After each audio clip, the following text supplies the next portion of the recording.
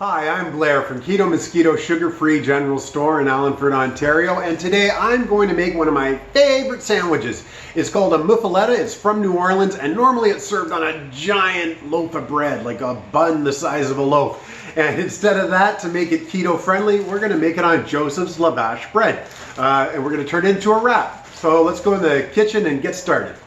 So this lavash bread, I don't know where it's from, but I think it's Middle Eastern, but a lot of people use it for pizzas and all kinds of things. It's 12 net grams of carbs per slice. So you don't want to overdo it. You don't want to have, if you're going to have a whole one, it's your meal for the day. Now I'm going to put 3 kinds of meat onto a classic muffuletta. And it's ham, salami, and then this one here, which is mortadella. And if you're not familiar with mortadella, it's just a rich person's bologna. Let's be straight about it here, right?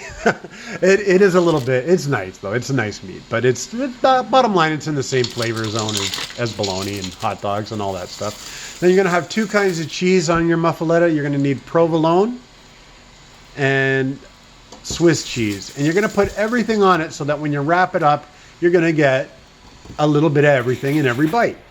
Then the secret ingredient is the muffuletta olive salad. And it's, Unico makes it. This one's from Unico. Aurora makes a really nice one. And I get it at Longo's, and they have their generic brand as well, which is actually 0 net carbs as opposed to 1. And I think the both Aurora and Unico are 1 net or less, just less, or you know how it is. It's all decimal points. And then you're going to wrap it tight like a Havana rolled cigar. I think my cheese, I had a little too much cheese, or my cheese was a little too close to the end there. It's hanging out a bit, but we will make do.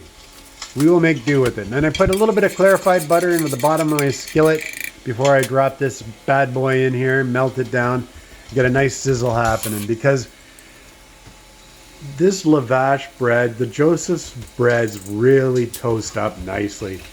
They get a little crispy and they get little air pockets in them. I don't know what it is. They aren't strict keto though, just so you know. They'd be called a dirty keto for sure. Like I said, it's 12 net for the whole thing, but you don't have to eat a whole one. Most people would go with a half. But look at how it toasts up. It looks like an egg roll. They're so good. I can't wait.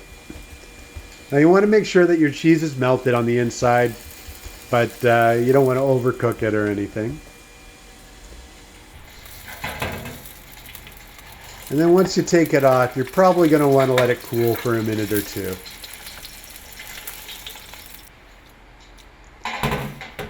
And I'm going to cut this into 6 pieces now that it's cooled down. And each piece will be worth about 2 grams of net carbs for the bread and about 1 or 2 grams of net carbs for the filling, the meats and the olives and the cheese. Well, the cheese is 0. Doesn't that look good?